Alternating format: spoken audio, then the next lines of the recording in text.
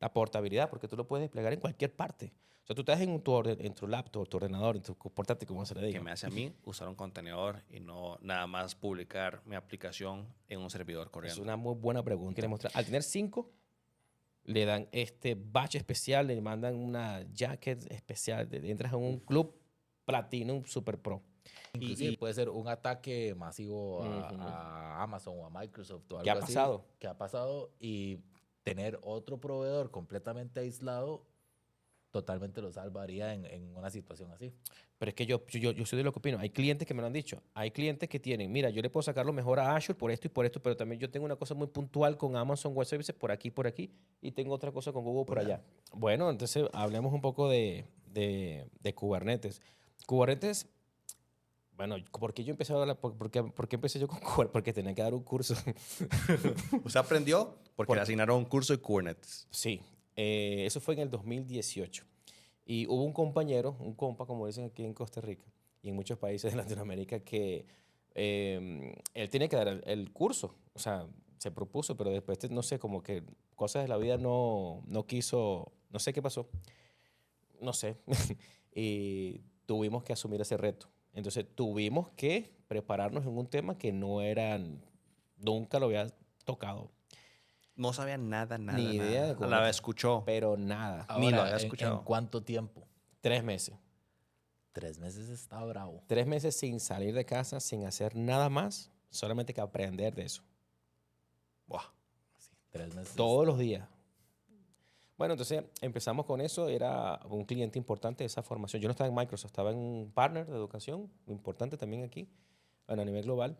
Y teníamos ese reto. Entonces, claro, como ya hemos conversado en otros capítulos, el tema es que, como siempre le digo que sea todo, yo digo, bueno, algo se aprende. Y sí que se aprendió. Entonces, fue un gran reto. Sí, fue un reto. Fue bastante complicado, no lo niego. Pero fue algo que yo sabía que tenía un gran futuro, solo que no lo dimensionaba en ese momento. Cuando empiezo a prepararme a estudiar y vi ese potencial de ese producto, que es Kubernetes, estamos hablando de 2018, y ese producto nació, ya vamos a hablar un poco de historia, pero ese producto empezó a tener fama más que todo cuando se lanzó en el 9 de septiembre de 2014. Ya empezamos con la fecha. Ya empezamos mal, güey. Y claro, digamos a redondear 2015. Ya estamos a 2025. Son 10 años que tiene este producto como una plataforma o herramienta open source. Que no es... ¿Cuándo tenemos, por ejemplo, con nubes públicas? Con Azure, con Microsoft Azure, Amazon Web Services y Google Cloud. Desde 2000, 2005, 2006. Sí. 2006 fue cuando que lo hablamos la otra vez, Jeff Bezos y Andy Jassy en una cena de acción de gracia en la casa de Jeff dijeron, bueno, necesitamos plataforma, infraestructura para trabajar. Hasta que 2005-2006 nació Amazon Web Services, ¿no? Toda la plataforma de Amazon se migró a Amazon Web Services en el 2010. Microsoft y Google empezaron en el 2008-2009. que empezó con la parte de Red Dog. Ajá. Bueno, Kubernetes apenas salió al público open source en el 2015. Específicamente el primer release como oficialmente de la Linux Foundation, que tiene una división. ¿Sabe que Linux Foundation tiene un paraguas? Y en ese paraguas que significa que hay varias organizaciones debajo de Linux Foundation, varios otros proyectos grandes que administran muchas cosas. Una de ellas es la Cloud Native Computing Foundation. Aquí lo muestro en pantalla, Okay. que se llama la CNCF. Y la CNCF es parte del paraguas de Linux Foundation, una de tantas. Y la Cloud Native Computing Foundation, o CNCF.io, o sea, .io, es quien gobierna los proyectos graduados y no graduados, por ejemplo, lo muestro en pantalla. Proyectos graduados, solo para que escuchen algunos nombres.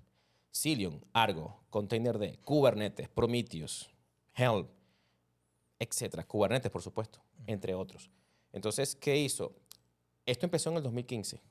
Después hablamos de historia, pero de aquí, de 2015 para acá, esto es nuevo. O sea, técnicamente es nuevo. O sea, el nivel de adopción de nube pública, ¿cuándo empezó más fuerte? En los 2010 en adelante, ¿no? Como 2014 fue que ya todas las compañías empezaron a migrar. Pero todos estos proyectos eran como proyectos que mencionaste ahorita, Prometheus y demás. Son Kubernetes, como ajá. proyectos como al lado de Kubernetes que estuvieron trabajándose. Esta plataforma o esta página, digamos, esta organización, parte del paraguas de Linux Foundation, es que se encarga de los, que se llama así, Cloud Native Computing Foundation. O sea, cualquier solución open source que tenga que ver con aplicaciones nativas en nube es gestionada por esta organización. Entonces, Kubernetes es una de ellas. Entonces, claro, hay muchos otros productos, muchos otros proyectos open source para trabajar en ese ecosistema de aplicaciones nativas en nube. Kubernetes es una de ellas, pero hay un montón. Por ejemplo, hay una que se llama Argo, lo muestro aquí en pantalla. Argo es muy popular, y bueno, hay muchas, ¿no? Pero Argo es una herramienta tipo, por ejemplo, GitHub Action, o tipo Azure DevOps, o por ejemplo, herramientas como Jenkins, que es una herramienta de CI/CD, Continuous Integration, Continuous Delivery, pero open source, o como GitLab, o como Bitbucket. Entonces, Argo es open source y es gestionada por la misma organización que es la Cloud Native Computing Foundation. Entonces, lo que quiero decir es que empezamos en el 2015 y hasta ahora es que ha tenido una adopción bastante grande. Entonces, cuando yo empecé en el 2018, había empresas en el mundo que es claro. De hecho, ese cliente al quien teníamos que darle la clase era un cliente, es un cliente muy grande, digamos, Conocido, digamos, a de nivel procesadores. mundial. Ah, ok. Ok, entonces era bastante un reto muy grande. Porque las personas que iban a tomar esa formación necesitaban especializarse en este tema. Uf. Entonces, bueno, tanto así fue que duramos una cantidad importante de semanas o meses y realmente fue un retador porque los primeros exámenes no los pasé. Fue complicado. Fue muy complicado porque tienes que saber muchísimo de Linux. Tienes que saber muchísimo de cómo interactuar con esta herramienta porque todo es muy práctico y es, vamos a decir, flexible por no decir complejo. Es muy modular. Y te interrumpo ahí, Néstor. ¿Sacaste el primer examen o el primer intento de examen después de los 3 meses o antes tal vez dijiste, uy, yo creo que ya lo puedo pasar? Es una buena pregunta. Porque yo venía trabajando con Google Cloud y con Microsoft Azure y con Amazon Web Services. Y ellos tenían su plataforma de nube de Kubernetes, pero Kubernetes administrado. Por ejemplo, Azure tiene AKS. Amazon Web Services tiene Elastic Kubernetes Services. Google tiene Google Kubernetes Engine. Pero son plataformas de clúster de Kubernetes administrados. O sea, no tienes que instalar el control plane, los master nodes, los worker nodes, configurar los servicios, configurar todos los controllers que van dentro del control plane, que ya son temas un poco más técnicos, lo que estoy mencionando, pero esa parte de implementación on-premises de un clúster como tal, físico, a nivel virtualizado con VMware o con otro virtualizador, eso no se ve en nube pública porque un servicio ya está listo. Usted despliega ahí su aplicación basada en Como contenedores. plataforma más que todo y listo. Claro, entonces no era igual. Entonces yo decía, no, por eso decía, como yo había pasado varios exámenes de Google Cloud, y Google Cloud, como ahorita hablaremos de historia, tiene que ver mucho con Kubernetes, yo ya había desplegado algunas cosas en Kubernetes, pero no era igual. O sea, no es igual porque tú tienes un manifiesto declarativo basado en YAML, ¿verdad? Tipo, por ejemplo, en vez de ser JSON, aquí lo tienen en YAML, y es como trabajar con infraestructura como código, pero le declaras en un archivo que dice, yo quiero crear un deployment que con varios pods, con varios replica sets, que tengan tanto de memoria, tanto de consumo de procesador, y despliégate la aplicación usando una imagen que está guardada en un Docker Hub, en un repositorio de registro de imágenes. Claro, yo me copiaba el manifiesto, lo desplegaba en Google Kubernetes Engine, y se desplegaba la aplicación y todo bien. Y este YAML es el lenguaje de Kubernetes, ¿verdad? Kubernetes fue desarrollado en un lenguaje como tal que es Golang, o sea, Go. Es como se creó Kubernetes, hecho en Go. Pero Kubernetes para interpretar y desplegar a nivel como, por ejemplo, de infraestructura como código, ¿verdad? Lo interpreta en YAML o JSON. O sea, lo que tú quieras desplegarle a él siempre tiene que ser, del preferido es YAML, pero también sabe interpretar JSON. Así como en Terraform, que en vez de ser HCL o en Ansible, que también es YAML, o por ejemplo en Pulumi, que es otra herramienta de infraestructura como código, pero ahora en vez de trabajar, por ejemplo, con un YAML, Pulumi, lo muestro aquí en pantalla, es una plataforma relativamente nueva, se llama Pulumi tal cual, pulumi.com, y tú puedes desplegar infraestructura como código usando lenguaje de programación Python. Y no solamente Python, como muestro aquí en pantalla, puedes desplegar en TypeScript, en Python, en Go, en C#, en Java y en YAML. Desplegar infraestructura como código. O sea, puedes entonces tirar un template para Azure con Python. Sí, Claro que también lo puedes hacer también con las herramientas que tiene Microsoft Azure, que ustedes saben, ¿no? Que sea ARM o Bicep. Pero en vez de ser Bicep o ARM, utilizas la herramienta como multi-cloud, como Terraform o Ansible, pero utilizando TypeScript, o Python o Go. Entonces, ¿qué pasa? Kubernetes, cuando vas a desplegar algo, tiene que ser en un archivo declarativo, que es un manifiesto, ¿no? Donde le vas a decir qué quieres desplegar. Entonces, al final lo que quiero decir con esto es que no era igual, pues. Entonces yo me confié en ese examen y no tuve que... Pero sí fue después de los 3 meses de estudio. Claro, fue después de como 4 intentos. Sí me costó, pero aprendí mucho. A menos a mí. Habrá otros que ya, porque no era mío, no era el día a día mío. Entonces, claro, ahí eso está muy ligado con temas de DevOps y temas de integración continua, de deployment continuo, ¿verdad? Y Kubernetes es una herramienta para soluciones más enterprise, más corporativas, para orquestar Es que esa es la diferentes... palabra. Esa es la palabra clave de Kubernetes, es orquestar. O sea, de ahí se agarra todo. Pero ¿por dónde creen que empezó el tema de orquestar? ¿Quién creó Kubernetes? Bueno, a eso de hecho lo hablamos en el podcast anterior, que era una idea de Google, que era de Borg. Correcto. Fue ahí que nació. De hecho, cuando Google empezó, que no tenía presupuesto para pagarse sus temas como ahora, ¿verdad? Vivía de los ads y de las publicaciones, de la publicidad, ¿verdad? Y todo este tema. Ellos crearon un proyecto que se llamaba Borg. Pero el tema de Borg fue porque ese nombre lo sacaron, los ingenieros que estaban ahí eran amantes de la serie Voyager de Star Trek. Entonces, por las que conocen, pues Borg eran como unos, no sé, unos mutantes, no sé, una persona, unos clones. Viene de Cyborg, Ajá, supongo. y clonaban las habilidades de otras personas. Entonces, bueno, de ahí sacaron ese nombre. Pero la idea era abstraer lo máximo de la infraestructura que tenían para aprovecharla al máximo. ¿Qué pasó? Google tenía una distribución propia de Linux. Estamos hablando del principio de los 2000, ya estaba Linux en el mercado, ¿no? Ya estaba la versión. Y tenían una propia versión de Linux, propia de Google de Linux, propia. O sea, una versión de ellos, ¿no? Y ellos habían desarrollado su propio runtime. O sea, el propio motor de contenedor para que levantaran las imágenes. Y por encima tenían un orquestador que era Borg. Entonces, esa tecnología fue tan buena que desarrolló Google que se llama cgroups y namespaces. Vamos a hablar por ahí porque eso es muy importante a nivel técnico. Los namespaces es una tecnología que se creó en el 2002 para aislar procesos en el kernel de Linux. Bueno, en el kernel de Linux de la distribución que había creado Google, porque no estaba al público esa tecnología nueva de namespaces o ese feature, esa característica en el kernel, no estaba al público. Estaba nombrado, o sea, sí lo habían nombrado y todo. O sea, tiene un Era nombre. interno de Google, era namespace. Ok. Entonces, después Google creó otra en el 2006 que era cgroups o control groups, que es el nombre técnico, control groups. Y los control groups era para controlar procesador, memoria y discos a nivel interno del kernel en subprocesos aparte. O sea, tú tenías el sistema operativo levantado de Linux, pero aparte tenías otros subprocesos que utilizaban procesador, memoria y disco, controlados por esa tecnología que se llama cgroups. Bueno, esas dos tecnologías la donó Google a Linux Foundation. La donó. Así. La donó. Colaboraron mucho. ¿Qué hizo Linux Foundation como comunidad? Creó un propio motor de contenedor de ellos que se llamó LXC o LXC y después se convirtió en LXD, o sea, LXD, que es el propio runtime de Linux. O sea, lo que conocemos ahora como Docker, en esa época, 2007-2008, Linux propiamente había desarrollado un propio motor de contenedor basado en las tecnologías que Google había creado, que eran los namespaces y los cgroups.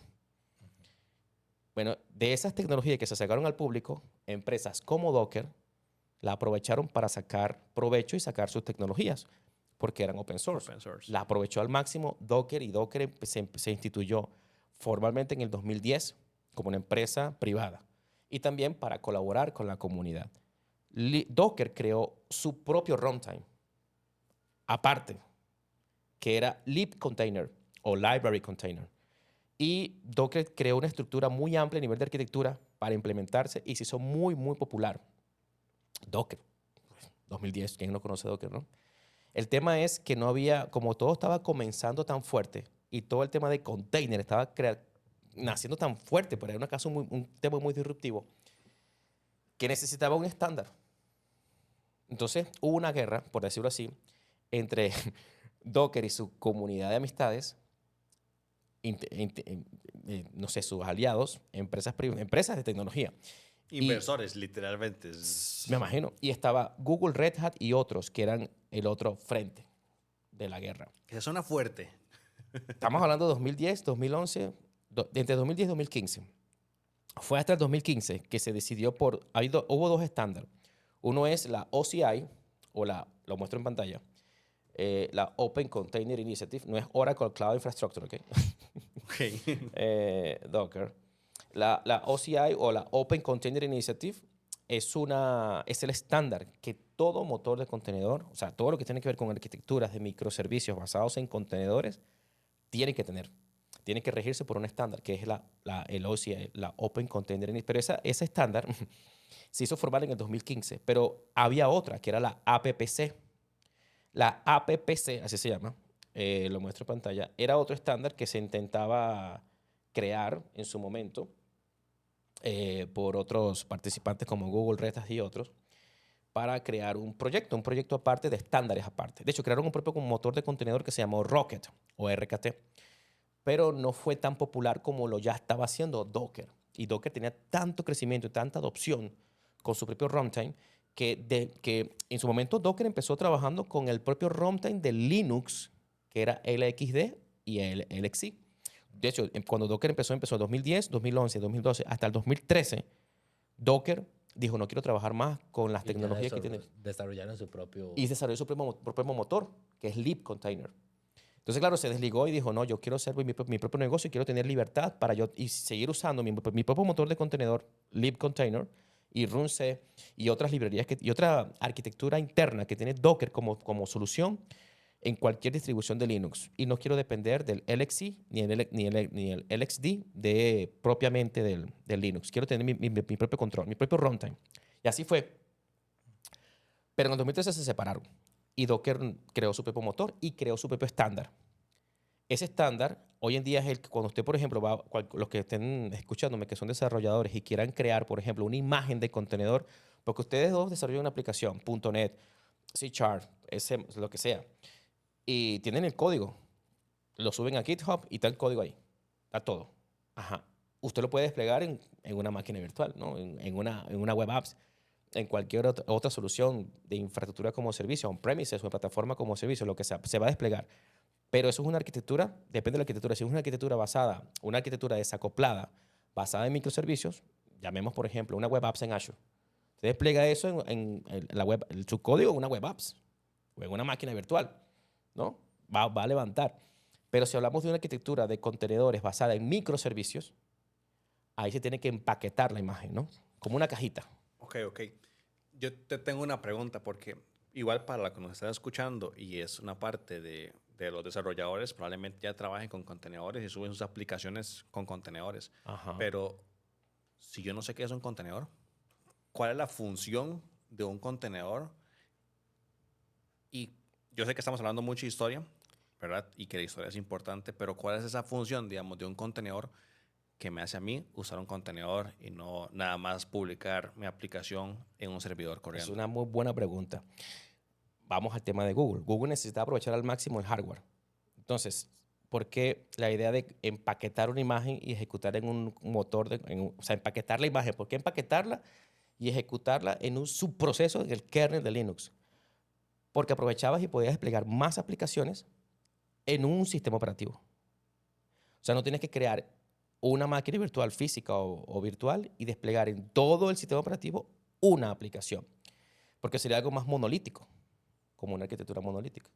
Entonces no se aprovechaba muy bien el hardware. Ahora, se empaqueta la imagen y el concepto de container nace justamente porque tú solamente vas a tener el binario o lo que necesite la aplicación empaquetada en una imagen que puede tener varias capas, porque si el contenedor tiene varias capas, una capa que te puede pesar, no sé, depende del tamaño, 500 megas, 1 giga, 2 gigas, una imagen de contenedor y ese paquete, esa cajita, digámoslo así, ¿verdad?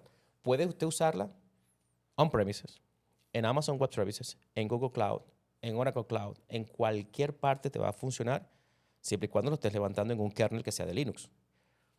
que ahora recientemente también funciona con temas de contenedores en Windows, pero fue hace poco. O sea, estamos hablando de mediados del año, de la década del 2010 para acá.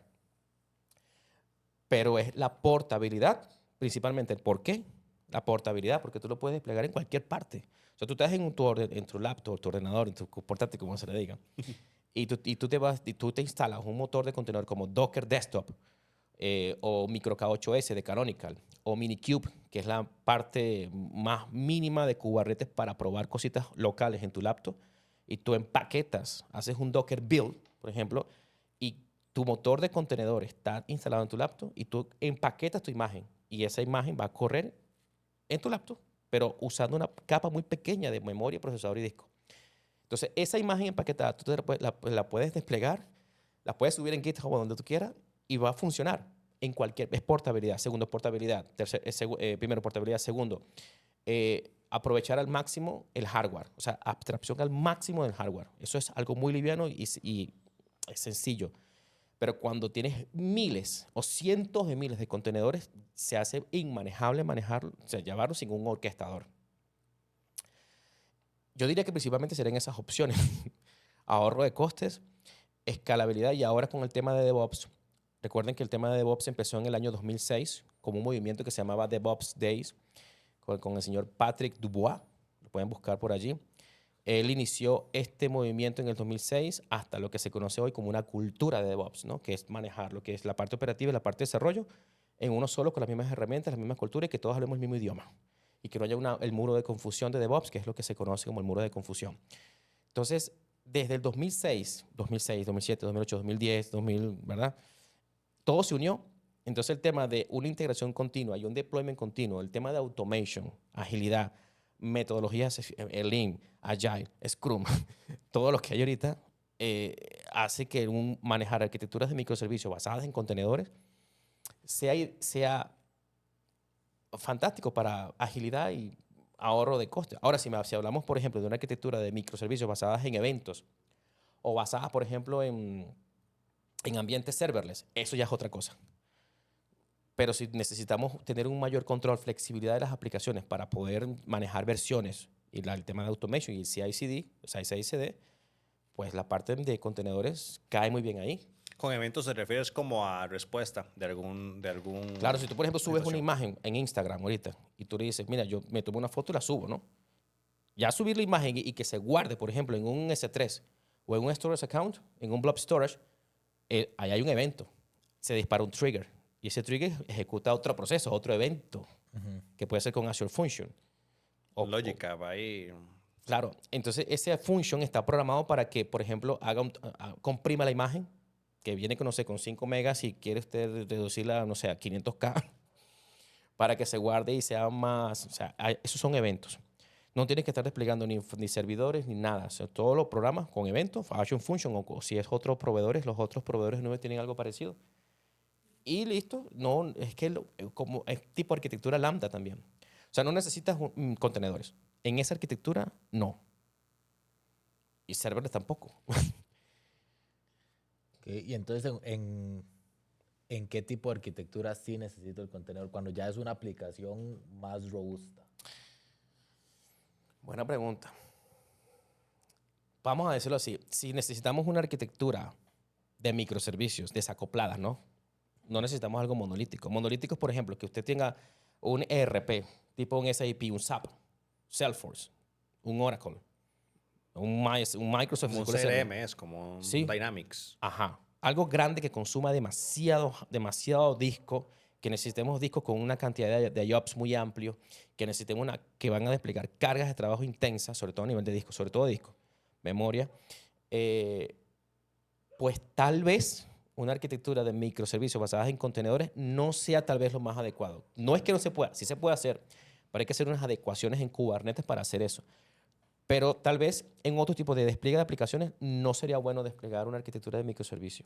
Tal vez si yo quiero algo para... tal vez no quiero tener tanto control, ¿ok? No quiero manejar, por ejemplo, por temas de regulaciones, por temas de normativas, estándares internacionales o algún otro tipo de requerimiento muy específico del proveedor. SAP, por ejemplo, necesita que las máquinas virtuales donde se va a desplegar, por ejemplo, el SAP, tienen que estar certificadas por SAP. O sea, tiene que tener una versión específica de SUSE, de Red Hat. O sea, tal vez allí no entra mucho la parte de microservicios. Pero para aplicaciones nativas en nube, ¿no? Para escalabilidad, portabilidad, automation, escalamiento vertical, ¿sí? Aumentar la cantidad de pods, o sea, digamos en un lenguaje más sencillo, de aplicaciones, el tema de escalamiento, de orquestación, sería mejor una arquitectura de microservicios. Si queremos más control del control de las versiones, integrarlo con otros tipos de herramientas. Es que depende del tipo de aplicación. O sea, yo diría, por ejemplo, si yo tengo una página de entradas de conciertos, digamos, y esa página de entrada de concierto, cuando un concierto se va a llenar mucho, pues necesitamos más escalabilidad para que tenga más servidores y que esté funcionando. Correcto. Nos vendría bien ahí microservicios. Es que hay, por ejemplo, en el caso de Azure, tenemos un Virtual Machine Scale Set. En el caso de Amazon Web Services, tenemos un Auto-Scaling Groups. Google Cloud tiene Instance Groups. Es lo mismo. Son máquinas virtuales que escalan de forma lateral, horizontal. Correcto. Hace un Scale Out y un Scale In. Tengo un deseado, un mínimo y un máximo. Cortis. No, para las personas que tal vez no están familiarizadas con el término, el escalado horizontal va a ir siendo como una duplicación de recursos. Entonces, una máquina que escala horizontalmente básicamente se duplica en otra que es idéntica, misma configuración, misma todo. Ese es el escalado horizontal. Correcto. Pero tenemos una máquina virtual completa de 2, 4, 8, 16 procesadores o V-cores o vCPUs, o como se le diga, y tanta cantidad de memoria. Así la uses o no la uses, te la van a cobrar igual. Al menos en nube pública es así. O sea, tú tienes una máquina ahí, la usas, tienes al 5% de procesador, te la van a cobrar igual mensual, la uses o no es la una uses. máquina. Es una máquina y tuya. tiene el procesador, exacto. Está provisioned allí. Es tuya. Ah, pero entonces, claro, si yo tengo un mínimo y un máximo, por ejemplo, un clúster de AKS, que es Azure Kubernetes Services, por detrás es un Virtual Machine Scale Set, porque cada máquina virtual es un nodo del parte del clúster. Es igual que en un clúster de Hadoop para manejar temas de Big Data. Necesitas, igual que cualquier tipo de clúster, necesitas como un centro de mando, que es como el cerebro donde está todo lo que se va a orquestar, parte del clúster, y necesitas a los workers o a los nodos que van a hacer la función para hospedar a cualquier tipo de servicio que quieras hospedar allí. Pero esos nodos, digamos en el lenguaje Azure, Virtual Machine Scale Set, Auto-Scaling Group en Amazon Web Services o Instance Group en Google Cloud, tenemos un mínimo, un deseado y un máximo. Si yo sé que en mi día, en la parte de tickets, sé que hoy no viene Luis Miguel, Chayanne, que vino en este viaje para Costa Rica, que mi esposa quería ir, o Audioslave, ¿no? Etcétera. Que dice, bueno, no hay actividad en este mes, no hay nada. Pero cuando hay un partido de fútbol, viene un artista o lo que sea, claro, cuando se lanza, se abren las ventas, 12 de mediodía, un viernes, 30 del mes, claro, pueden haber cientos de miles de personas comprando al mismo tiempo en un minuto. Entonces, claro, ¿cómo va a escalar? ¿Cuál es el tipo de servicio que vamos a usar? Si es en nube pública a nivel de infraestructura como servicio, es máquinas virtuales. O sea, o una Elastic Compute Cloud en S2 de Amazon Web Services o una Google Compute Engine en Google Cloud. O sea, máquina virtual. O en cualquier otro proveedor de nube. Pero esas máquinas virtuales van a escalar. Pero esas máquinas te la van a cobrar. Y si tú, por ejemplo, un Virtual Machine Scale Set 1, o sea, por ejemplo, en una AKS, si es un clúster de AKS, tú puedes tener hasta 5 node pool.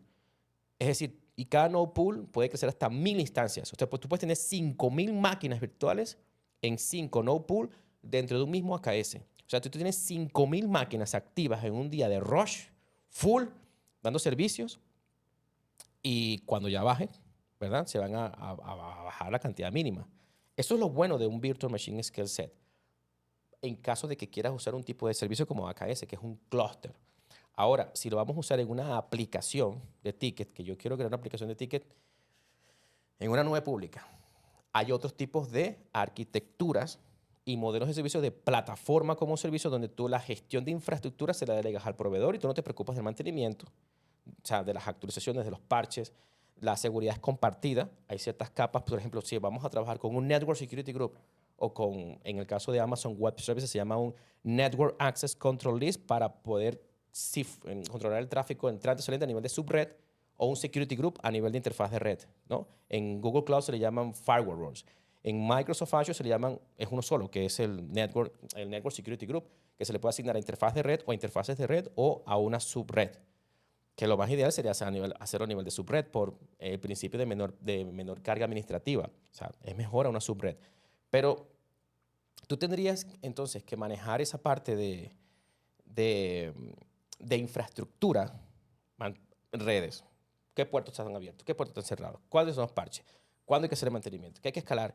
Bueno, si hay que escalar una máquina virtual una sola, es un escalamiento vertical, es un scale up, se hace un sizing y puede haber interrupción de servicio. Todo ese tipo de cosas es gestión. Tú tienes más flexibilidad, más control, pero más responsabilidad de la infraestructura como servicio. Solo el mantenimiento Y los precios.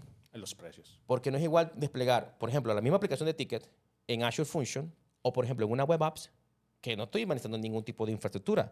Pago menos, pago por lo que uso y ya. Igual, claro, en el caso de una web apps en Azure, al final eso es una máquina virtual por detrás, pero no me tengo que preocupar por los parches, ni la red, ni nada. Simplemente escala. Yo digo, mira, quiero un plan de consumo de tantos procesadores y usted escala lo que pueda. Pero tengo, o sea, yo sé cuánto voy a pagar. Si tengo un presupuesto, dígame, mira, esto para esta prueba de concepto, para este cliente, tú tienes $50,000. Ah, bueno, ok, yo sé que voy a usar tanto procesador y tanta memoria en un plan de una web apps y desplégame ahí cuántas web apps que quiera desplegar. Que en el caso de Azure es interesante porque tú puedes desplegar una web apps solo con código o con container. O sea, es muy flexible. ¿Cuál es esa diferencia? Si yo la despliego solo con código, solamente me va a utilizar lo que está en el web app y los recursos del web app. Sí, correcto. ¿Y cuál es la diferencia cuando lo hago con un container? Porque si tú tienes tu equipo de desarrollador de software, el equipo que está trabajando desarrollando a la aplicación y necesitan tener la aplicación basada en contenedores por alguna necesidad porque la necesidad va a depender del cliente. Él puede tener su código y desplegar su aplicación en código donde quiera. Web Apps está allí para atender su necesidad como la quiera. Entonces va a depender si yo quiero y entramos a la parte de la arquitectura otra vez. ¿En qué tipo de arquitectura? ¿Qué necesidad tiene el cliente? ¿Cómo quiere escalar? ¿Qué tipo de control quiere tener? ¿Cómo quiere manejar sus imágenes? ¿Lo quiere integrar con CI/CD? Y ahí se decide si va a ser solamente el código o va a ser por contenedores. Porque usted puede decir, yo tengo la versión 1 de la aplicación de ticket. Tiene el landing, la parte del look and feel, la parte de interfaz gráfica con color azul. Ahora quiero colocar un carrito de compras ahora. O un nuevo feature. O sea, si trabajamos por ejemplo, con el tema de las branch. Tengo la main branch en GitHub. Tú tienes ahí el código que va para producción. Pero también tú puedes tener una feature branch, ¿verdad? Otra branch dentro del GitHub, donde los demás colaboradores van trabajando en las demás características, colocando un carrito de compras, colocando un nuevo color. Y es después que esté todo aprobado, que se hagan los pull requests, que se hagan todas las validaciones y que se quiera hacer un merge y migrar esa feature branch a la main branch para lanzarlo a producción, hay un proceso, por supuesto, allí. Entonces, tal vez sea mejor en ese esquema de CI/CD, por ejemplo, de integración continua y entrega continua, usar microservicios. Porque si yo voy a desplegar eso en una solución tipo una web apps, me queda mejor una web apps y se despliega porque tal vez yo necesito una instancia y pagar menos. Si yo quiero desplegar eso en un clúster de Kubernetes porque quiero escalabilidad, quiero tener todas las características y todas las funciones de lo que da Kubernetes, pues yo tendría que desplegarlo, mis imágenes de contenedores, empaquetarlas para que viven en un clúster de Kubernetes. O si lo quiero desplegar en un OpenShift. OpenShift es una versión mejorada Enterprise, más segura de Kubernetes, que la desarrolla Red Hat. O sea, está Kubernetes como herramienta open source y de ahí han nacido varios hijos. Red Hat tiene uno, que es OpenShift. Y OpenShift es la versión Enterprise más segura, más cerrada, con muchísimas más herramientas y más fácil de utilizar que Kubernetes. Kubernetes puro, como se le llama, es totalmente flexible. Puedes hacer con él lo que quieras hacer. Red Hat lo adoptó, sacó su producto y claro, si yo quiero desplegar mi propia imagen de contenedor en OpenShift, la despliego en OpenShift. Esa misma imagen de contenedor la quiero desplegar en Kubernetes, la despliego en Kubernetes. Esa misma imagen la quiero desplegar en una web apps, la despliego en una web apps. Esa misma imagen la quiero desplegar en una máquina física on-premises que tenga Docker, va a funcionar. Pero OpenShift solamente funciona con Red Hat. OpenShift es de Red Hat Y ahí queda. y es licenciado, es pago. Okay. O sea, es un Kubernetes mejorado, pero enfocado a temas más cerrados. Es, por ejemplo, Pivotal es otra solución para los que son conocedores de VMware. Sabe que VMware fue comprado por Broadcom hace unos años. Y bueno, pasaron muchas cosas con VMware, ¿no? Pero VMware en su momento compró Pivotal. Pivotal también tenía un propio orquestador basado en Kubernetes. ¿Qué hizo VMware? Compró Pivotal y nació algo que se llama Tanzu. Tanzu es una solución basada en Kubernetes, que antes era de Pivotal, que antes era, ¿verdad?, que lo compró VMware, que ahora pertenece a Broadcom, y que es una solución nativa, es una solución justamente para orquestar y gestionar arquitecturas basadas en microservicios, basadas en contenedores. Por ejemplo, Tanzu. Y Tanzu es de Broadcom ahora. OpenShift es de Red Hat. Rancher, algunos me dicen Rancher. Rancher es otra solución que la compró SUSE, porque SUSE también tiene un propio orquestador. SUSE como organización, SUSE es igual que Red Hat. SUSE tiene la versión paga y la versión, digamos, libre. Pero ellos crearon su propio orquestador y no les fue tan bien. Entonces compraron o se asociaron con Rancher. Rancher no es un orquestador como tal. Rancher tiene funciones mucho más fáciles de gestionar un clúster de Kubernetes, pero Rancher es muy popular en el mercado. Entonces hay muchas soluciones en el mercado. Por ejemplo, Docker. Docker sacó su propio orquestador que era Docker Swarm, que es como enjambre. Y no les fue bien. ¿Pero por qué? Porque ya existía Kubernetes y el poder de adopción es el que pega primero, pega dos veces, digo Es yo lo mismo siempre. que hablamos de De- inteligencia artificial, de ChatGPT. de la nube con Amazon que llegó Ajá. primero. El que llega primero, el que adopte más el producto, tiene la ventaja, como la tiene ventaja ChatGPT ahora. O sea, está, por ejemplo, Gemini de ahora tiene la versión 2.5 Pro, que tiene un nivel casi parecido al modelo O3 de OpenAI. Y eso es lo mejor que tiene Gemini. Ahorita en este momento el 2.5, lo último, que salió hace como 2 semanas, 3 semanas, es lo mejor de lo mejor, sin tomar en cuenta el modelo O3 que tiene OpenAI, que solamente está disponible para los que pagan $200 al mes por él. Pero en los benchmark, ahorita el que está duro ahorita es Gemini con 2. Pero ¿quién usa? Lo mismo que hablamos siempre, es como... Yo uso, o sea, igual que Copilot. Copilot se usa más a nivel corporativo. O sea, Copilot a nivel popular está bien. Del uso diario está bien. Lo sacaron gratis ahora. Cualquiera lo puede usar, Copilot. Perfecto. Pero a nivel corporativo, el que está mandando en temas de inteligencia artificial es Copilot con Microsoft. Por la integración que tiene con todo lo que es la parte de productividad, analítica, con todas las herramientas del ecosistema de Microsoft. Es Copilot. Es una locura a nivel corporativo. Por ejemplo, en el caso de Google for Works, tienen igual Gemini como el Copilot, pero de Google for Works. O sea, Google, el de productividad, el Corporativo. pero bueno, es el mismo. Entonces el tema con Kubernetes fue así. ¿Qué pasó con Docker Swarm? Docker Swarm no tuvo éxito y bueno, ahí quedó. Pero en containers, digamos, en contenedores como tal, si es que Docker es la compañía que es como líder o fue líder nada más. No, es buena pregunta. ¿Qué pasa? Actualmente, hablemos de runtime, porque tiene que ver mucho con Kubernetes. Si yo le pregunto a ustedes o a la comunidad, ¿cuál es el motor de contenedor que usa Kubernetes hoy en día? Entonces, muchos me dirán, bueno, va a ser Docker. El tema es así. Cuando comenzó Kubernetes, después que contamos el cuento de Docker en el 2010, sacó su propio motor de contenedor libcontainer en el 2010, 2013, porque antes usaba el motor que tenía Linux, que era LXC y LXD. En el 2013 crearon su propio motor de contenedor, que era libcontainer. Kubernetes salió en 9 de septiembre de 2014, primer release, y pues se popularizó desde ahí en adelante. Y ellos, para orquestaban los contenedores, las imágenes de contenedores, pero con el runtime de Docker, o sea, con libcontainer. Ok, y yo creo que esto también es muy importante porque si alguien quiere aprender de contenedores y demás, cuando tú te refieres a runtime, ¿qué es exactamente? Runtime es, buena pregunta, runtime es como si conocemos VMware, Hyper-V, son hipervisores. O más popular así para cualquiera, el de Oracle, que se llama, que es gratuito, que se descarga, VirtualBox se llama. VirtualBox. ¿Sí?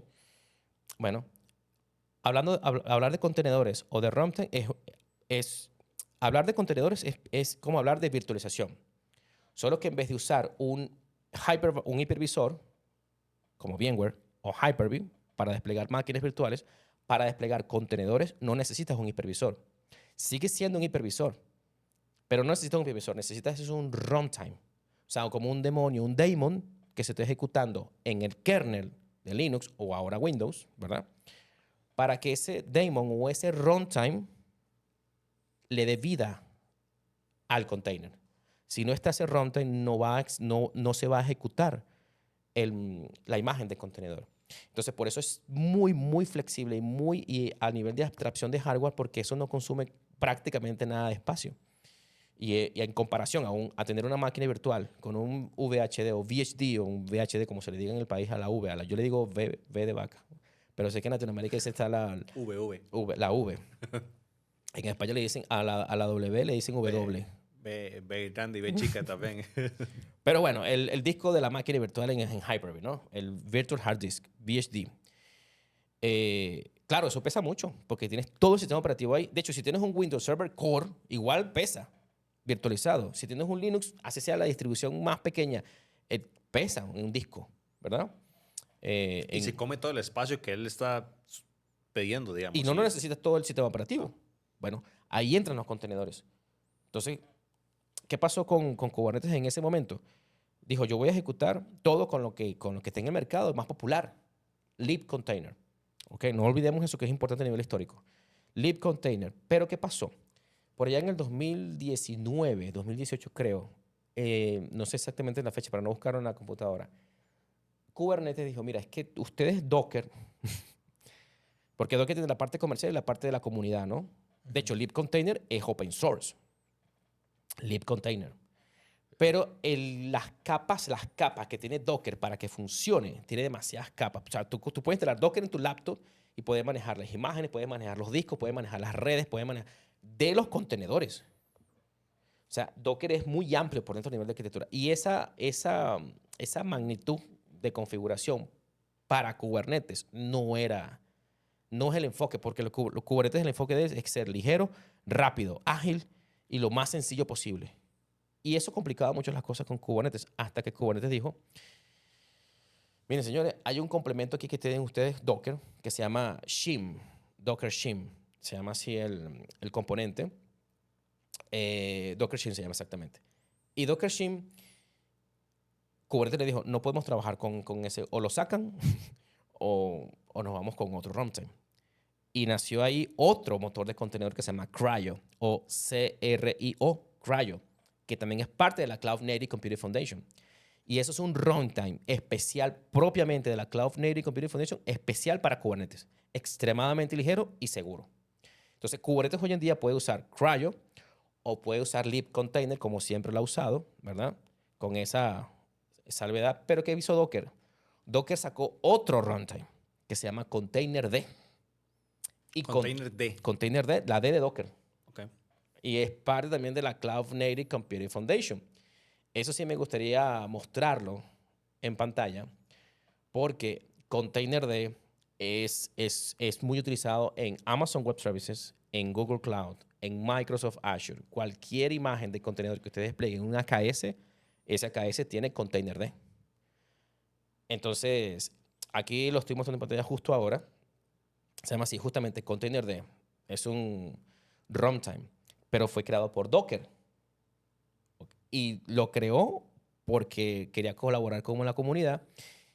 Y Kubernetes puede orquestar, porque Kubernetes no empaqueta, Kubernetes no crea contenedores. Eso es muy importante. Kubernetes no crea contenedores. Kubernetes orquesta contenedores. Solo los administra y ya. Correcto. Pero quien crea y quien empaqueta la imagen, o sea, quien gestiona las imágenes es el runtime. Entonces, hoy en día, el que está más popular es Containerd de la Cloud Native Computing Foundation y funciona en los diferentes proveedores de nube y es el estándar. ¿Que hay otros? Claro, está CRI-O, que lo mencioné. Está Podman, ¿sí? Podman es otro runtime muy importante que lo usa sobre todo OpenShift, lo está usando también ahora. Hay uno que se llama gVisor, que es súper seguro, es más que todo para temas de seguridad, que es otro runtime. Hay varios, pero el estándar que dice, o sea, como el que patrocina la Linux Foundation y la Cloud Native Computing Foundation es Containerd. Entonces, es el que actualmente está soportando. De hecho, hay un estándar que se llama el CRI. El CRI es lo que se conoce como Container Runtime Interface. El Container Runtime Interface es un estándar creado por Kubernetes para que cuando usted diga, mira, Rodolfo, Steven, tenemos aquí un clúster creado en premises, está en VMware, está virtualizado. Tenemos 10 nodos, 10 máquinas virtuales para que van a ser workers y tenemos el control plane con su base de datos etcd. Ok. ¿Cuál runtime le vamos a montar? Bueno, vamos a dividir. Tenemos 10 workers. Tenemos 3 para producción, 3 para desarrollo y 3 para preproducción o para calidad, no sé, lo que sea. Ahora, otra pausa. Porque por ahí podríamos hablar un poquito como de qué van siendo esos workers, qué van siendo todas esas diferentes partecitas, ¿verdad? Que tienen bastante importancia y son muy específicas, ¿verdad? Ellas tienen su función. Es correcto. Es parte de la arquitectura de Kubernetes. Lo vamos a tratar de mostrar aquí en pantalla en un momento, porque sí es importante entender cómo se componen esos... Aquí lo tengo. Esta Esta imagen... sí va a tener que voltearla, Néstor, porque esta necesito verla. Creo que, Mira, ¿cuál aquí. es esta? El worker, creo que había como un master. Ajá. Esto que vemos aquí, el control plane que tenemos a la izquierda, ¿verdad? Puede ser se le conoce como master, es una máquina virtual o física. Y deberían tener 2 o más por temas de alta disponibilidad y resiliencia y escalabilidad. 2 o más master. Pero si tienes 2 o más master, esos masters forman parte de un control plane. El control plane es lo que le da vida, es el cerebro de Kubernetes. Y en el control plane se están ejecutando diferentes procesos que van a orquestar todo. Y el control plane tiene una base de datos. Esa base de datos que está ahí, que se llama etcd o etcd, esta que está acá, es la base de datos donde se guarda todo lo que tiene que ver con Kubernetes. Esto tiene que estar en alta disponibilidad sí o sí. Cuando hablamos de nube pública como AKS, el cliente no administra el control plane para nada, ni se preocupa por esta parte izquierda, jamás. Pero on-premises, algo ya más personalizado, sí. Y eso requiere un nivel de configuración bastante importante, ¿no? Eso tiene que estar allí. Y estos workers, que se llaman nodos aquí en esta imagen, es donde se van a ejecutar las aplicaciones. Y en lenguaje Kubernetes, como Kubernetes no crea contenedores, sino que orquesta, la unidad más pequeña que puede crear Kubernetes, o el objeto más pequeño, se llama pod, P-O-D, pod. Y el pod lo que hace es como un resource group en Azure. Organiza de forma lógica Agrupa los recursos recursos. para que en ese pod puedan existir su container o sus containers. Ese pod puede tener IP privada, la tiene. Y los pods internamente entre sí, no importa en qué nodo o en qué worker esté, los pods internamente se comunican de forma interna. Es un principio de Kubernetes. Pero esos pods que están allí pueden ejecutarse en cualquier nodo. La idea es que esa aplicación se ejecute en cualquier parte. Esto, por supuesto, tiene una gran cantidad de configuraciones porque tú puedes tener aquí varios nodos con diferente motor de contenedor, que a eso iba. Tú puedes tener lib container, cryo, container de gvisor, si quieres, que son runtime diferentes, pero gracias a un estándar, que es la Container Runtime Interface, que es un estándar que permite que tú dentro de tu mismo clúster de Kubernetes puedes ejecutar el runtime que tú quieras. Y todo eso corre encima del kernel. De Linux. Por eso es que el tema de Docker, por eso es que hay muchos runtime ahora, porque Kubernetes dijo, yo necesito sacar un estándar y yo puedo ejecutar el runtime que yo quiera. No me importa cuál sea. Que el preferido es Container D. Claro que sí, porque es parte de la Cloud Native Computing Foundation. Perfecto. Que es la que usan los demás proveedores de nube. Perfecto. Muy bien, es más ligero, seguro y está estandarizado gracias a la Open Container Initiative, que es la quien coordina todo el tema y rige lo que tiene que ver con arquitecturas basadas en contenedores. Entonces, estos nodos que vemos allí pueden ser físicos, pueden ser virtuales. En el caso de, si eso fuese un AKS, el AKS, estos 3 nodos serían un Virtual Machine Scale Set. Ahora, si usted despliega una máquina virtual de forma individual, en infraestructura como servicio, pero individual, yo despliego aquí un Ubuntu 24.04. Tengo otro Ubuntu 24.04. Y digamos que tengo 3 Ubuntu. Yo puedo usar un Ubuntu y configurarlo como un masternode. Y los otros 2 Ubuntus los configuro como worker. Pero eso no es una AKS. Son máquinas virtuales Simulando. siendo un clúster, como si fuese un premises. Pero bueno, sí, así se ve un poco la fiesta. Buenísimo. Son muchos factores ahí. Y eso es gigante. Bueno, es que eso es muy flexible, por Ahora, no decir complejo. Mi pregunta, y puede ser que usted fuera a hablar de esto más adelante o no sé, pero mi pregunta es, eso está hecho pensando en portabilidad, etcétera. ¿Qué es lo más grande o dónde está el límite de lo que yo puedo hostear en un AKS? ¿Podría yo tener una aplicación tipo una base de datos completa? ¿Podría tener dónde está el límite? O nada más me puedo volver loco completamente. Vamos a verlo así, porque es una buena pregunta. Dentro de los límites que tiene, por ejemplo, un clúster administrado en nube pública, llamemos un AKS, llamemos un EKS, que es el Elastic Kubernetes Services de Amazon Web Services, ¿no? Que tiene 2 opciones Amazon Web Services. Tiene Fargate, que es un clúster de Kubernetes serverless, o lo puedes tener en máquinas virtuales como tal, aunque tú no las vas a administrar. Es que ellos por detrás usan un auto-scaling groups, son máquinas virtuales. Ellos tienen un límite para crecer por región. Tú puedes decir, mira, yo quiero en esta región 50,000 procesadores, si es que te lo dan. Pero el límite va a quedar donde las máquinas virtuales, hasta donde estén las máquinas virtuales y la capacidad de la región. Correcto, a eso es. Porque al final, Kubernetes, cuando hablamos en ambientes on-premises virtuales, hay un límite de hardware. Por supuesto. Igualmente pasa en nube. Así pueden tener 5 virtual machine scale set, cada uno de 1000, lo máximo que puede soportar un clúster. La cabeza son 5000 máquinas. Es que no puedes, y claro, con la capacidad que soporte y que tenga disponible la región. Si necesitan más, tendría que crear otro clúster. En el caso de AKS, porque son máquinas virtuales. Y usted me pregunta, Néstor, ¿y hay Kubernetes serverless? Claro, hay Kubernetes serverless. Por ejemplo, Amazon Web Services tiene Fargate, que es un clúster de Kubernetes serverless.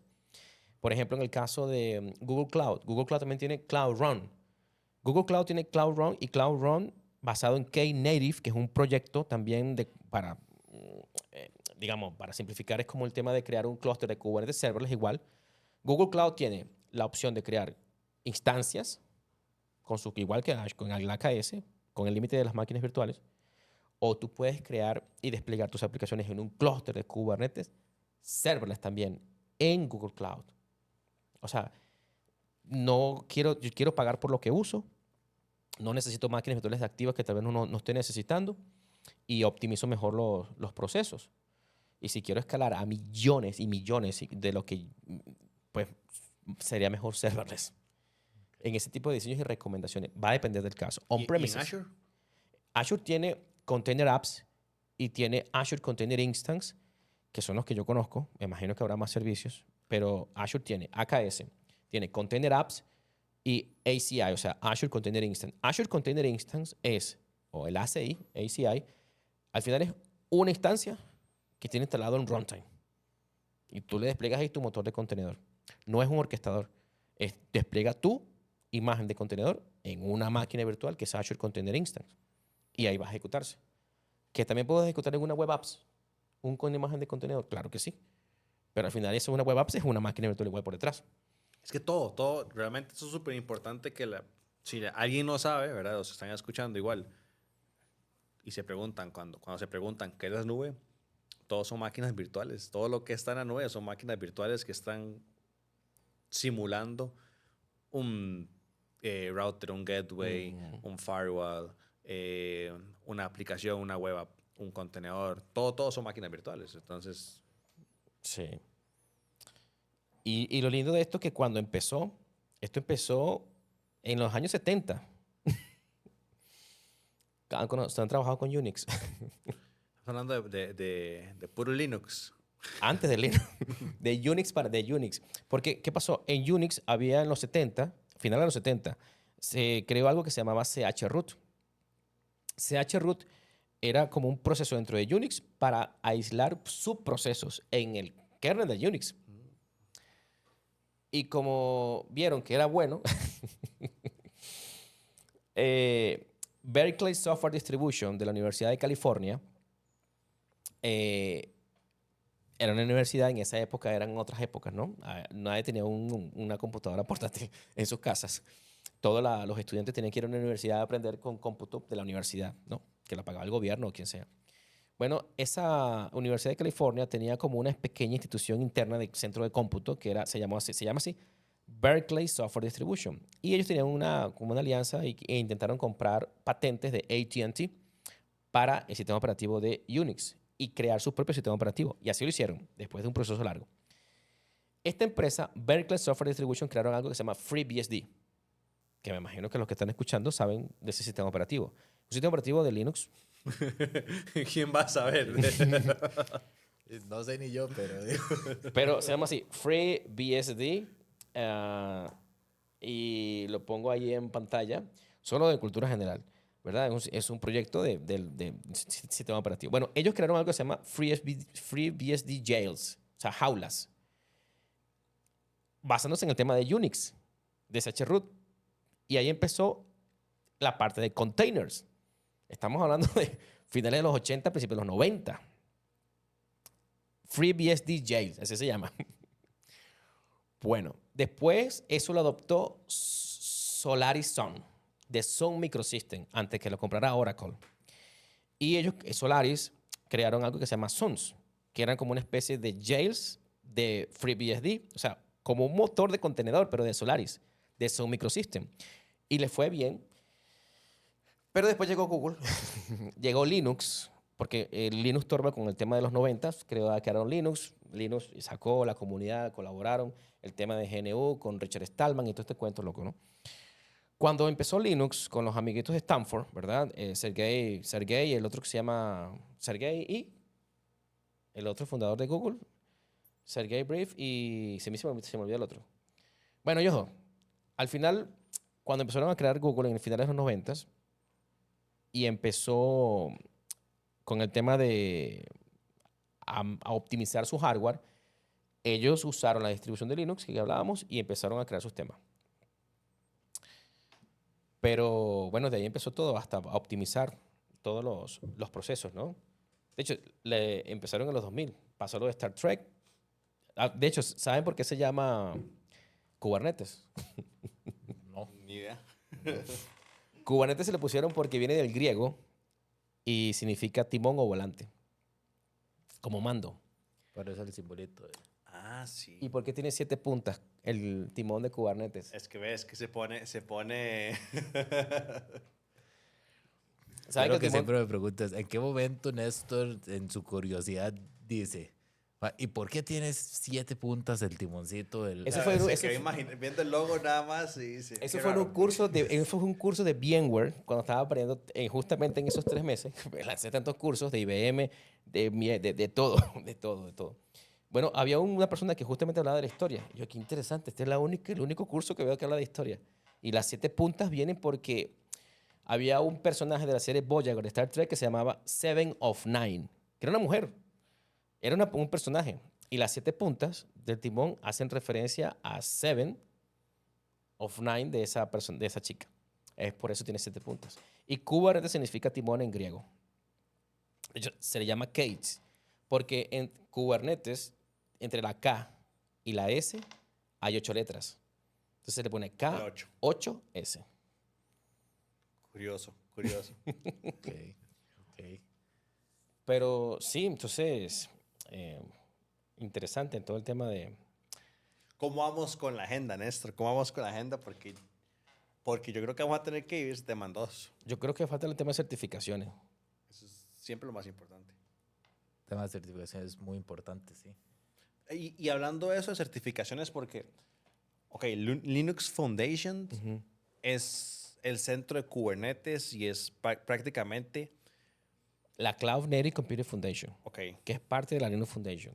O sea, Ok. la Cloud Native Computing Foundation o la CNCF es la que está de alguna forma organizando o siendo responsable del proyecto de Kubernetes y otros proyectos open source que son para aplicaciones nativas en nube. Por encima está Linux, y por abajo está uno de esas organizaciones que es la CNCF, Cloud Native Computing Foundation. Correcto. Ok, y después de eso, digamos, ellos son los que rigen, por ejemplo, si hacen algún cambio en general de Kubernetes, digamos, Sí. es prácticamente todo el mundo tiene que seguir esa estructura, por ejemplo, ya sea Azure, Google y AWS, tienen que seguir esa misma estructura. Ellos son los que mandan. Sí. Sí. No hay nada más que ellos puedan decir, no, ya eso no se va a hacer así, lo cambian. Es una comunidad, por eso es open source. Y entre la comunidad, que es bastante grande y muy colaborativa, se sacan ciertos releases, ciertas versiones, ciertos features, ciertos upgrades de la solución y se van publicando en la página de kubernetes.io o .io. Actualmente está la versión 1.32 desde que salió ya en el año el 9 de septiembre de 2014. Hasta ahora han pasado 10 años y está en la versión 1.32. Yo empecé con la versión 1.14 en el 2018. En esa época. Pero sí hay un proceso de upgrade, de actualizaciones de Kubernetes que cada vez que se actualice, si usted tiene un cliente, por ejemplo, en este momento que tiene Kubernetes versión 1.20 y estamos en la versión 1.32, hay cosas que no van a funcionar, características que necesitan ser actualizadas. Que eso es un tema muy delicado para trabajar en producción. Y es un error muy común, de hecho. Yo nunca he trabajado directamente soporte con Kubernetes, pero sí cuando trabajé en la parte de Azure Networking, trabajábamos mucho con Application Gateway, con Kubernetes. Como las horas de carga. Controller. Ajá, De con hecho, Ingress Controller. es que en AKS, correcto. Y es un buen punto el tema de los balanceadores, porque si nos ponemos más técnicos, Es que nos vamos a ir. Es que si se empieza a hablar de balanceadores, nos vamos a ir y no se termina. pero No sí se es termina. cierto, es cierto. Cuando usted despliega, por ejemplo, un AKS en Azure, se despliegan varias cosas.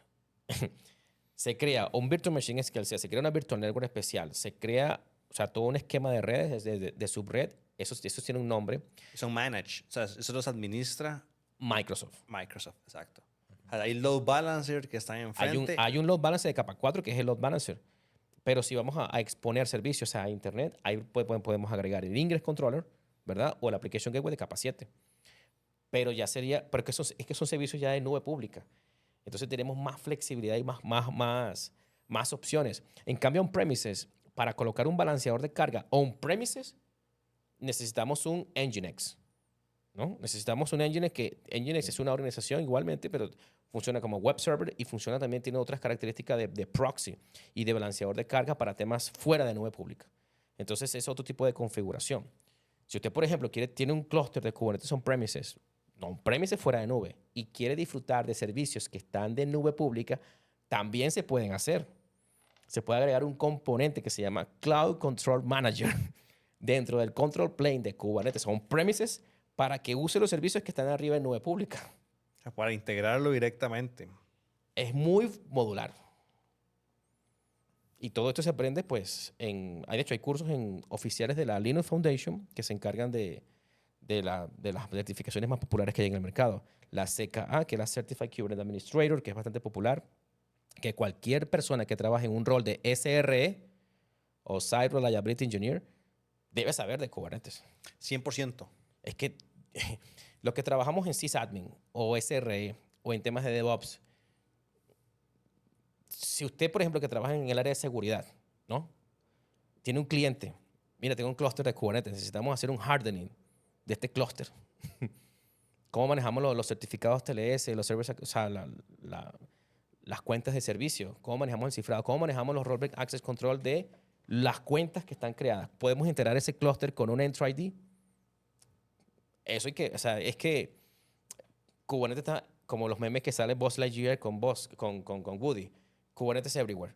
Está en todos lados. Igual en networking. Que sale así. Ajá. igual con networking. El tema de networking es sumamente amplio en Kubernetes. Sí, con todo se Sí. integra. Está por todo lado también.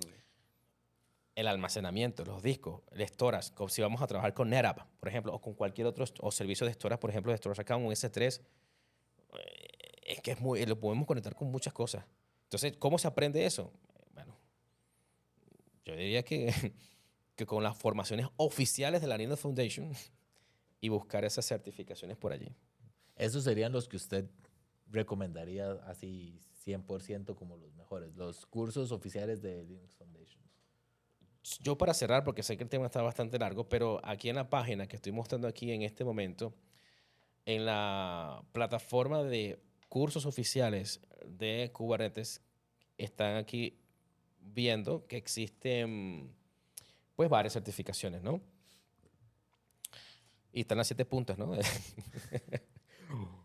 Pero esas son las certificaciones oficiales más populares en el mercado para cualquier persona que quiera aprender Kubernetes. Son estas certificaciones. Está de nivel Associate, teórico, tanto de teoría de Kubernetes como de teoría a nivel de seguridad, y están los prácticos, que son Certified Kubernetes Administrator, Certified Kubernetes Developer y el Certified Kubernetes Security Specialist, que son los más prácticos. Y los exámenes son prácticos, no hay teoría. Son 100% prácticos. Pero en los últimos 3. Pero supongo yo que si yo quiero empezar, yo voy entrando, voy por la entonces de Kubernetes and Cloud Native Associate. Es correcto. Y después, si quiere ir por seguridad, el Cloud Native Security Associate, que son teóricos. Son teóricos, 100%. Sí. Y si tú tienes, por ejemplo, 5 certificaciones de la Cloud Native Computing Foundation, incluyendo los de Kubernetes, te dan algo que se llama el Cube Astronaut. Esa es la que nos dijiste la vez pasada, que te hacía falta una para pegar las... Yo tengo 4. Sí. Aquí en Costa Rica hay un amigo que ya tiene 5 y va por más. No recuerdo su nombre, pero yo lo sigo mucho a él. De hecho, yo he estado en charlas de él, que va a estar ahorita el 3 de mayo en la charla, que se las muestro aquí en pantalla, por cierto. El 3 de mayo va a haber aquí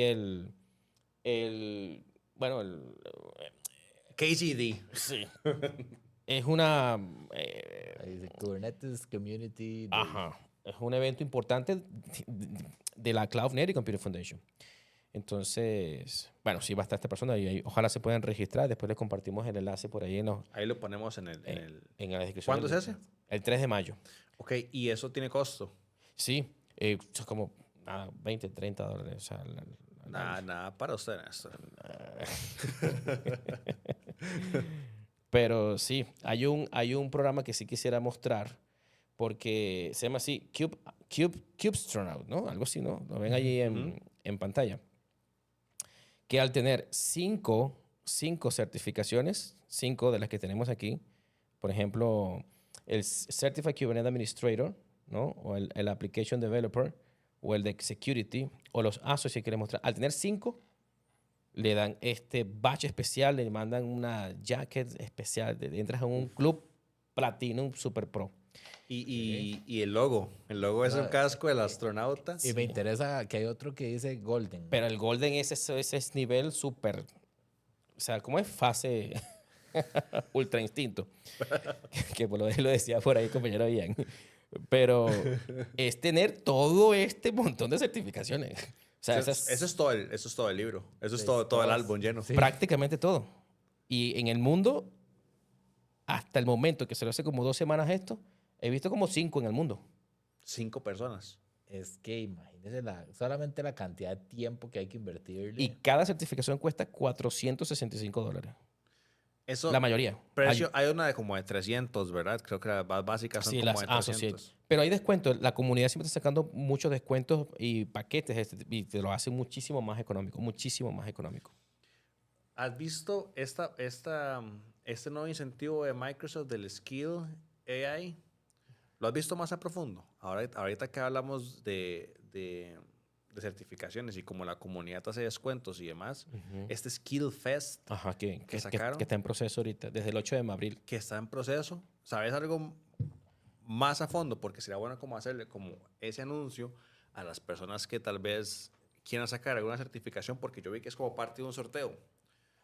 Entonces, tal vez si lo hacemos, publicamos, digamos, esto rápidamente y aprovechamos para que la gente que quiera ir y registrarse en esa parte del Skill Fest y tal vez sacar una certificación y un voucher que le va a dar $100 gratis prácticamente y empezar en nube o lo que sea.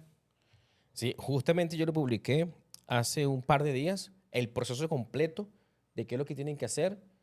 Yo después lo comparto el enlace, lo ponerlo en la descripción del video. Pero básicamente son 50,000 certificaciones. 50,000 tickets de regalo, digamos. Sí. Ok. Está difícil no ganar una. Pero la idea es tener una cantidad de puntos y haber participado en la mayor cantidad de entrenamientos desde el 8 de abril hasta una fecha específica en mayo, creo que fue finales de mayo. Y en ese trayecto, mientras más puntos se obtenga, más participación y más, ¿verdad?, trackings lleve la persona, participa en la lista de líderes y le dan eso o esos vouchers de Sí, exámenes. ese es el leaderboard. Entre más puntos Ajá. tengas, entre más arriba, llegaste a los 50,000. Si participaron solamente 50,000 y tuviste la suerte de Bueno, que te la van a dar. te lo van a dar igual. Como ha habido anteriormente en otros eventos de Microsoft que han dado certificaciones. Ignite, eso es lo Ajá. que habían dado antes también. Correcto. Entonces son 50,000 certificados. Y hay de todo. Para el AI 102, están para hay unos de ciberseguridad que tienen que ver con inteligencia artificial, que es Purview. Está el de SC200, que es de SOC Administrator. Correcto. Esos están eso allí. es muy buena. Y sí, eso hay que aprovecharlo. Y cada certificación de Microsoft en Latinoamérica están en $100. Y esos precios se actualizaron el 1 de noviembre del año pasado. En Estados Unidos, Europa, los precios están ahora como en $150. Y en Latinoamérica, por ejemplo, estaban en 80, subieron a 100. Entonces están, bueno, $99.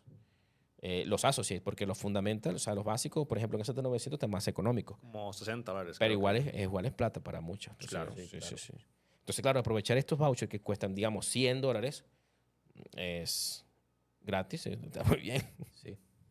Y tampoco es como, es a nivel global, ¿verdad? Pero 50,000 personas que vayan y creo que vayan y que dediquen el tiempo para eso. Creo yo que con que vayan, aún hay tiempo de hacerlo. Sí, Y claro. con que vayan, Está comenzando apenas. exacto, con que vayan 2 semanas y hagan los training o hagan exactamente que participen, prácticamente se van a ganar una. Sí, sí, sí. Y yo soy del equipo, como ustedes saben, de certificación. Yo, por eso digo, sea Kubernetes, o si va a aprender Azure, un AZ-104, por ejemplo, y ahí va a haber Kubernetes. Porque, por ejemplo, hay una certificación que es la Z500 o la Z400, que es de DevOps Expert. Tiene que saber de Kubernetes, porque se lo van a evaluar el AKS, temas de container, ¿no?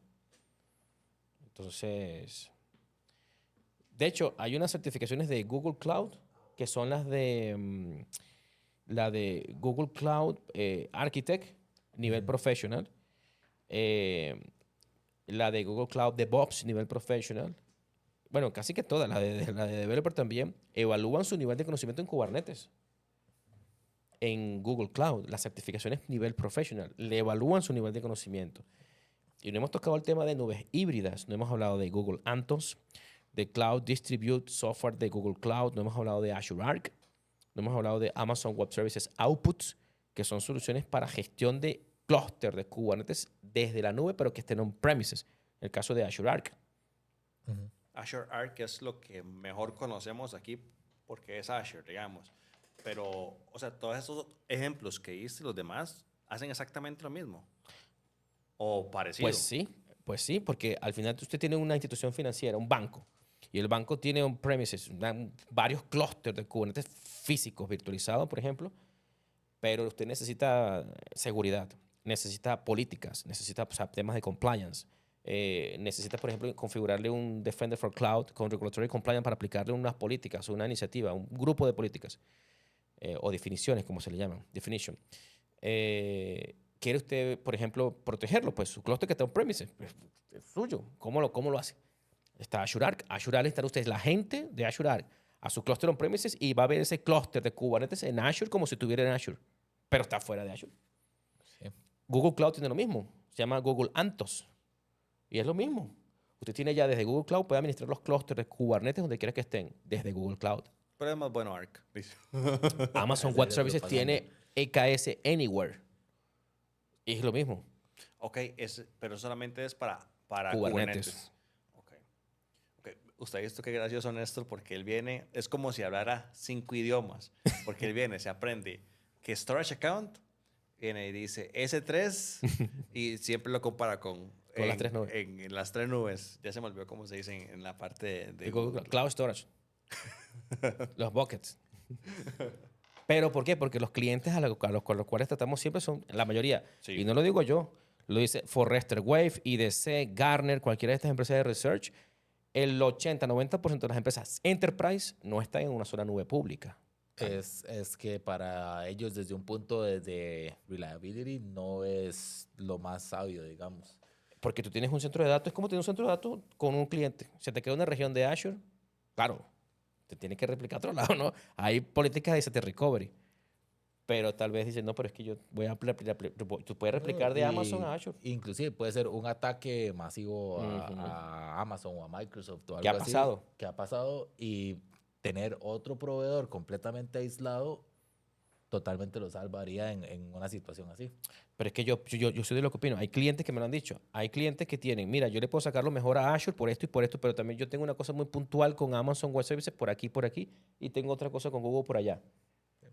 Porque es una empresa que tienen cientos de miles de empleados y tiene cantidad de servicios en más de 150 países en el mundo, dando servicios 24/7, 365. ¿Van a tener todo en una sola región? Jamás. Y entonces, certificación más valiosa de la parte de Linux Foundations con relación a Kubernetes. AKS. Yo digo la más popular ahorita, Yo top. digo AKS de una vez, ¿verdad? Ya tengo como pegado lo de AKS. El, Con relación a el Kubernetes. CKA, Certified Kubernetes Administrator. El CKA, o sea, tal cual así, como suena, lo dejo aquí en pantalla, es este que está en la mitad, aquí en el medio. Esa es con la que deberían empezar. Claro, esa es la más práctica, porque las otras dos son son teóricas. Pero yo diría, si vamos a hacer un solo sufrimiento y una inversión, No, porque, por ejemplo, me imaginaría que este CKA va a incluir muchísimo, si no es que todo lo que se vería en Kubernetes Cloud Native. claro, Porque pero más bien Cloud Native está quitando muchas cosas que son muy específicas tal vez de on-premise que se aprenden extra. ajá. Se quitan porque ya en cloud lo manejaría ya sea el proveedor, ¿verdad? Entonces me imaginaría que si uno de una vez le entra con esta CKA, va muy bien para tomar después si quisiera esta, la de Cloud Native.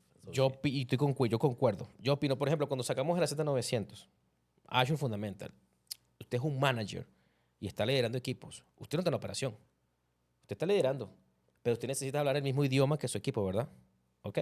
Bueno, esta, la que está aquí, la de la derecha, de la izquierda, es para tener un vocabulario y saber de los conceptos de ¿De qué aplicación. me habla mi Ajá. ingeniero? Pero no es que va a implementar algo práctico. Igual con este de security, es un lenguaje de Cloud Native Computing Foundation de soluciones basadas en Kubernetes, sí, pero a nivel de seguridad. Preventas, teoría, lenguaje, conocimiento, claro que sí. Pero si va a agarrar y escribir kubectl, getPod, kubectl, apply, kubectl, describe, kubectl, o sea, vamos a crear un YAML para desplegar un deployment con 5 réplicas, con un réplica sea apuntando 5, con un annotation, con un no selector, con un taint, o sea, con todos esos temas técnicos, no lo van a hacer con estas dos certificaciones iniciales. Tiene que irse con el CKA. Y esta certificación, full práctica. Su full práctica. Son 16 preguntas, van a haber varios clústeres y tiene 2 horas para resolverlo. Sí la hago. Sí, es que no hay problema. Lo que hay que hacer es practicar. No es teoría. O sea, tienes que ver la teoría, ¿no? Y aprender, pero eso es práctica. Práctica, claro. Práctica. Ahí ya solo por inercia. Pero practicar unos 2 meses, mínimo. Y ahora, la pregunta siguiente. No más. ¿Cuál de esas son las que ya tenés? Todas menos la de security. La que está bordeada con un escudo.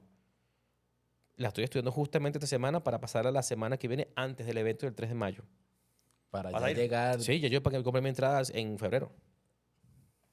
para ya llegar de una vez con el Cloud Quiero Store. llegar Él va a llegar con la chaqueta. con la jacket azul. Con la jacket, sí. Él va a llegar con la jacket y con un pin con la forma del Ah, pero es que es un astronauta. club selecto. Aquí hay un personaje, no recuerdo su nombre, lástima. Pero si está escuchando el podcast es contigo, porque es el único de Costa Rica. Es el único de Costa Rica. Sí. Y es un man que está dedicado solamente, un muchacho especializado en este tema. De hecho, es embajador de este tema. Es como decir un MVP. Y sería bueno invitarlo, de hecho, para el podcast. Vamos a ver, porque es un gran personaje. Sí. Sí. Pero vamos a ir por el gol, el que tiene toda la... Sí, se sabe. Son como 15 Yo certificaciones. creo que eso tienen que depositarle plata por año cuando saca eso, más bien le devuelve. No, está viendo y tiene un montón obviamente tiene que tener un montón de beneficios después de que le ha metido quién sabe cuántos miles de dólares. Pero en acuérdate que también hay un certificaciones. ecosistema como Microsoft tiene partners para dar, y esos partners tienen que tener su gente certificada para dar servicio. Estos otros proveedores de servicios que dan, por ejemplo, usted me pregunta a mí, Néstor, ¿y quién le da servicio, quién le da soporte a la gente de Kubernetes? Si usted instala un Kubernetes on-premises en un Linux open source y un Kubernetes open source, ¿quién le da soporte a eso? Es una buena pregunta, ¿verdad? Pero Muy tendría buena que ser, pregunta. a ver, mi punto de vista es, tendría que ser alguien que sea certificado con la parte de... Ajá. Puede ser, el soporte se lo puede dar Red Hat, creo que también SUSE está en ese equipo, u otros partners especializados certificados, ¿verdad? Providers certificados, con gente certificada para dar ese tipo de soporte. Sí. O Red Hat tiene su... De hecho, Red Hat tiene para OpenShift, tiene sus propias certificaciones de OpenShift para Red Hat, que es basado en Kubernetes, pero es de Red Hat. Entonces, si usted sabe de OpenShift, sabe de Kubernetes y viceversa.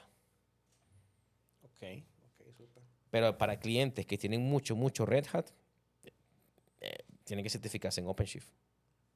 Que no es, y es algo muy buscado en el mercado. O sea, si usted me pregunta, ¿en qué puede invertir usted en temas de Kubernetes? Estas certificaciones que son importantes, y si está usted metido en el mundo corporativo con Red Hat, OpenShift. Y esto es algo que no va, esto tiene apenas 10 años y esto va a seguir por muchos años. Si usted va a entrenar un modelo con DeepSeek, por ejemplo, usted va a trabajar con IoT y tiene un Raspberry Pi, un Arduino. Usted puede instalar un clúster de Kubernetes en un Arduino, en un Raspberry Pi. Sí. Claro, te va a orquestar todo de un microclúster aquí de Kubernetes. ¿Se acuerdan nosotros experimentando con aquel Por, Raspberry Pi? por ahí lo tengo yo todavía. Para temas de Internet de las cosas es también. Es que esto va para rato, va para largo. Si usted quiere entrenar un Tiene modelo, la cómoda de vuelta ahí, amén. si usted va a entrenar un modelo, lo puede entrenar en un clúster de Kubernetes. Puede desplegar sus modelos de inteligencia artificial en un clúster de Kubernetes. Es que esto llegó para quedarse y va a seguir por muchos años. Sí. Sí, no, en realidad me parece que es hacia donde se va moviendo el mundo, que ya ahora estaba como esta fiebre de cloud, ¿verdad? De moverse a la nube y Ujú. hay muchas de las empresas, todavía hay ciertos lugares donde tal vez no está tan maduro el mercado, Sí, pero en los mercados más grandes ya casi todas las empresas están en la nube. Y ya lo que queda es, porque muchos lo que hicieron fue lo que se le llama el lift and shift, ¿verdad? Que correcto. agarran todo y lo tiran como estaba en on-premises, lo tiran en la nube, pero la nube tiene muchos beneficios que uno podría aprovechar, por ejemplo, con Kubernetes. Yo, muchísimos clientes Sí.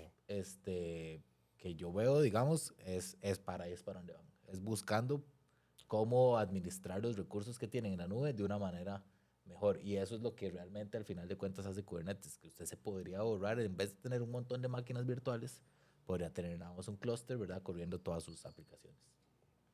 Yo opino lo mismo. Yo le tengo una última pregunta que tal vez me da ahorita como la curiosidad de...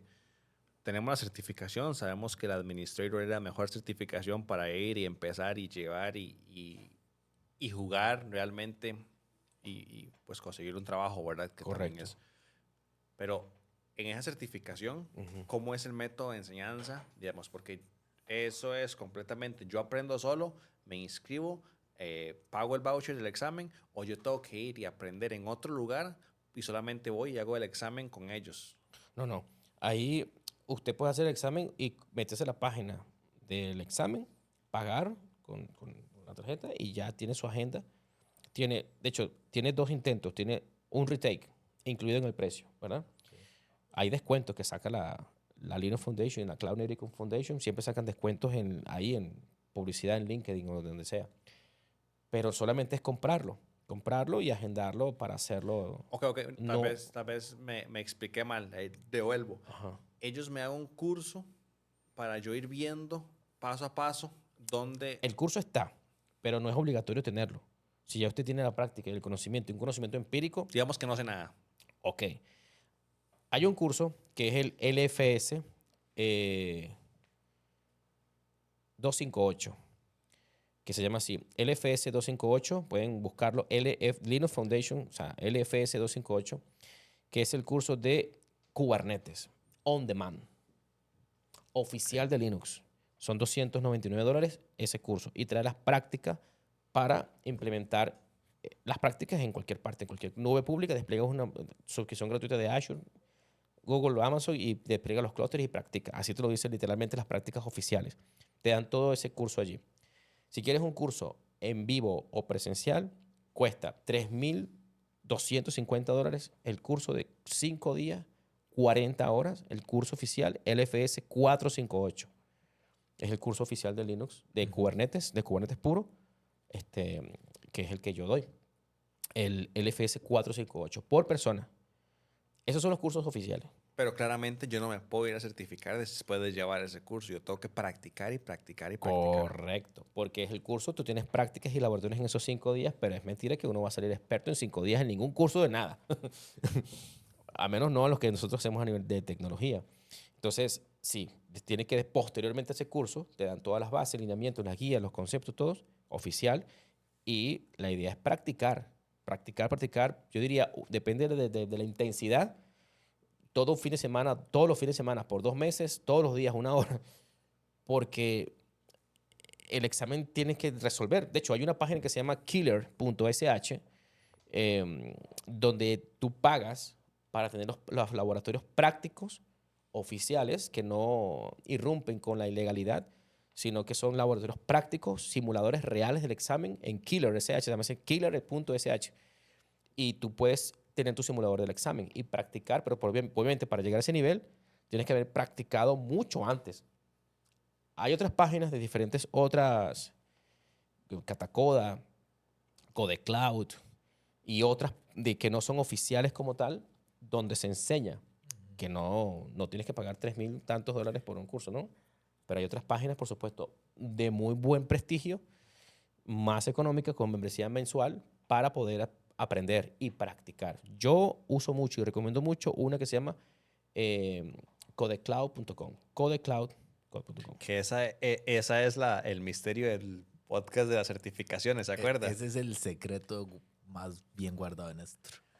Es una gran plataforma para aprender temas de SRE, DevOps, Kubernetes, Jenkins, temas de aplicaciones nativas en nube, es esa. La que le recomendé en estos días a Steven, ¿te acuerdas? Sí. Estábamos hablando y fue como ¿se acuerda? Que también estábamos hablando con Andrés Cera. Ajá. Y fue como, eso era lo que nunca nos dijo. De eso, esa persona que hizo esa página se llama Monshad Mohamed, toda una figura a nivel global. De hecho, ahora son Silver Partner oficiales de Kubernetes, de entrenamiento. Y él empezó solo dando un curso en Udemy. Y se ganó un premio de Udemy todo. Como así como cuando llegas a 100,000 suscriptores en YouTube. Ujú. Pero Una placa. Una placa especial de Udemy. Por la cantidad de suscriptores y la cantidad de gente que hace eso, hasta que hizo su propia plataforma. Y con él fue que yo aprendí. Ok, Día y entonces noche. lo dejamos aquí. Lo dejamos aquí porque yo sé que lo mismo. Vamos a seguir y seguir y seguir y seguir, pero Muy amplio, muy amplio. Pero creo que tocamos los puntos más básicos e importantes Sí. sin llegar a lo técnico, ¿no? Sí, podemos hacerle una versión 2. es que ya esa versión 2 es agarremos y llevamos práctica. Sí. Nos sentamos, Sí. computadora, Los prácticamente todo, hasta hacer algunos labs. Prácticamente es todo compartir pantalla y, Sí. y Y desplegar algo sencillo en AKS, por ejemplo. Sí. Desplegar una aplicación. De hecho, hay un laboratorio sencillo que se llama Cat and Dogs. Es una aplicación de votos, ¿no? Para ver si te gustan los perros y los gatos. Entonces ya está el manifiesto hecho con los 4 ya está objetos. el YAML, nada más. Todo, escribirlo. exactamente. Tú le desplegas en el AKS y listo. ¿Me suena? Ya está. Me suena. Listo, entonces, y muchísimas gracias, Néstor, otra vez. A ustedes. Que eso es importante, que Néstor es ahora integrante oficial del proyecto Capa 8. y que, No siempre voy a hablar yo. pero siempre nos va a seguir educando, ¿verdad? Esas 200 certificaciones no son de gratis. Entonces, para tener eso en cuenta ahí nada más. Gracias de nuevo. Gracias. Gracias, Néstor. A ustedes.